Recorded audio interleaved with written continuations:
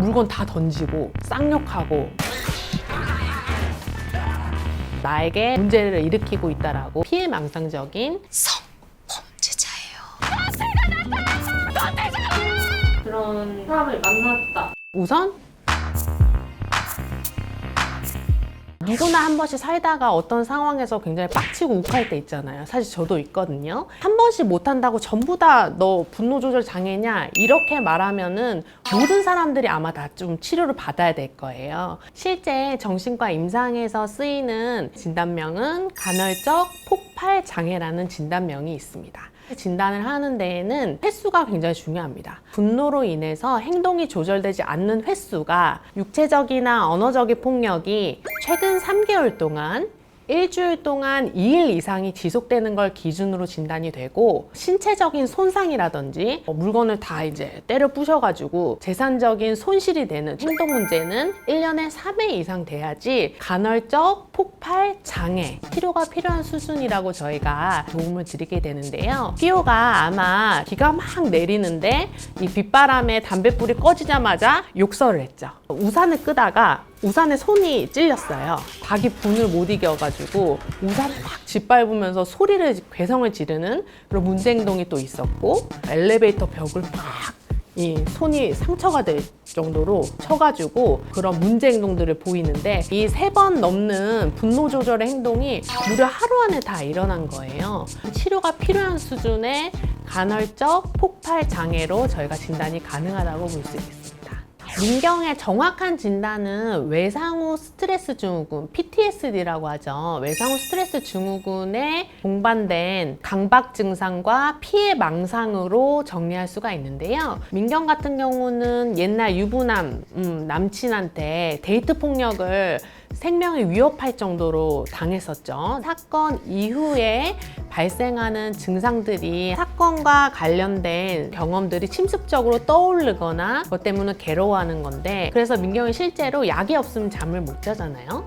두 번째는 회피적인 증상이 하나 있어야 되는데, 이 유부남과의 일이 온 그 회사까지 알려지면서 일도 그만뒀죠. 세 번째로는 기분 변화라든지 부정적인 감정을 경험하는 것인데요. 문제를 일으킨 거는 그 유부남인데, 지금 민경은 내가 그 유부남을 잘못 선택해서 내가 다 잘못해서 생긴 일이라는 내가 유부남인 거 알고 만났을 수도 있잖아. 인지적 왜곡을 가지고 극심한 우울감, 불안에 시달리게 되는 지금 상황인 거고요. 이제 마지막으로 깜짝깜짝 놀라는 그런 과각성적인 증상들이 있어야 됩니다. 누군가 자기를 해치고 잘못되게 만든다는 생각을 했기 때문에 깜짝깜짝 놀래거나 과도한 반응들을 보이게 된다는 거죠. 부가적으로 나타나고 있는 증상이 강박 증상이 있고, 피오랑 만났던 장면에서 자기를 엘리베이터에서 쫓아오고 있다고 피해망상적인 증상에 해당되는 것입니다.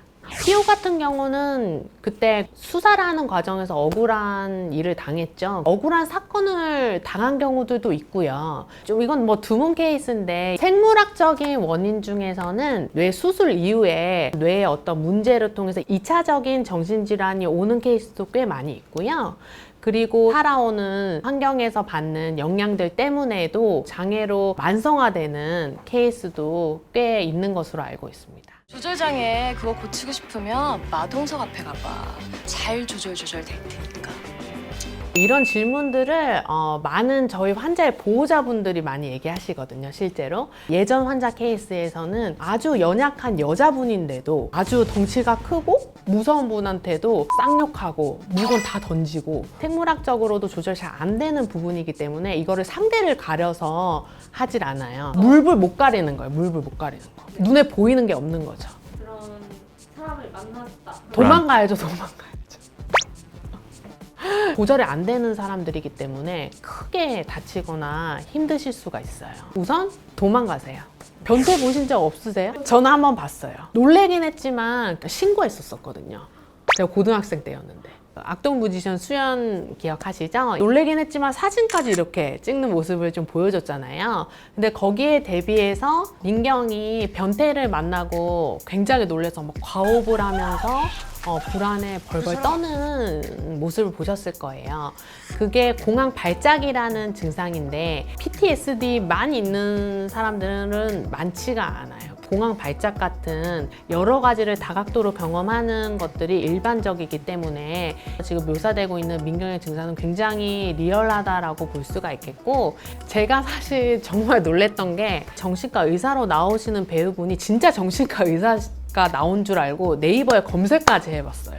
극 중에 휘우가 나를 미행했다 얘기를 할 때 그거는 망상입니다, 그건 아니에요 라고 단정하기보다는 이 미행을 하려면 뒤에서 따라와야 하지 않을까요? 인지행동적인 기법이라고 하는데, 망상에 대해서 긍정도 부정도 하지 않고 왜곡된 인지를 교정시키는 방법으로 이렇게 치료를 잘 해나가시고 있다라고 보여졌거든요. 거의 한 90% 이상 흡사했던 것 같아요. 실제 진료 장면이랑. 너무 연기를 잘하셨어요. 별점 5점 드리고 싶었습니다.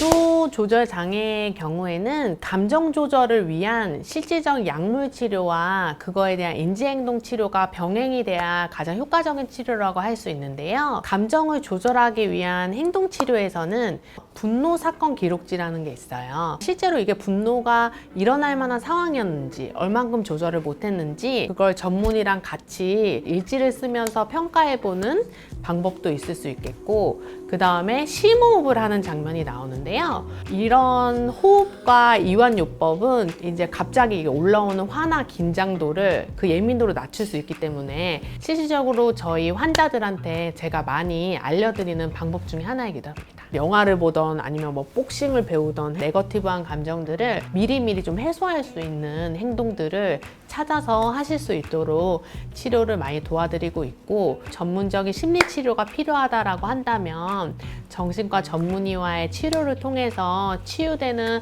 과정들이 반드시 필요하다고 생각합니다. PTSD 같은 경우는 강박 증상, 다른 피해 망상 증상까지 시달리게 되는데, 증상들을 낮출 수 있는 약물 치료들을 같이 하면서 부가적으로 다시 일어설 수 있도록 주변에 서포트를 해줄 수 있는 사람이 반드시 필요하고, 민경의 어머님이 찾아오셔서 자네만 믿겠네 이렇게 얘기를 하는데, 어머님 저 믿지 마세요, 따님 믿으세요 이렇게 얘기를 하시는데, 그게 정말 정신과 의사로서 제일 해드리고 싶었던 이야기거든요. 실제 많은 케이스에서 문제가 있는 사람들이 오지 않고 그걸로 인해 피해받는 사람들이 오는 경우들은 많이 있습니다. 자꾸 자기 탓이라고 생각하는 것들을 내려놓고 자기를 믿고 치료를 앞으로도 계속 잘 받으셨으면 하는 메시지를 사실 드리고 싶었거든요. 휘호 씨, 첫 화의 휘호 씨의 분노는 치료가 필요한 분노라고 할 수 있었다면, 마지막 화에서 본 휘호 씨의 모습은 분노를 조절할 수 있는 사람이 되신 것 같아요. 이제 남아있는 분노는 다시 열혈경찰 개세로 활약하는 모습을 기대하도록 하겠습니다. 민경 씨, 이제는 자기 자신 스스로를 믿어보세요. 지금도 잘하고 있으니까요, 충분하게. 병명이 있을 것 같아요. 아, 그분 사이코패스, 반사회성 인격장애, 이 구역에 미친. 솔직히 오지 말라고 하고 싶네요, 병원에는. 너무 캐주얼하게 대답했나요? 아니요, 정신과 의사 아닌 것처럼. 아니에요.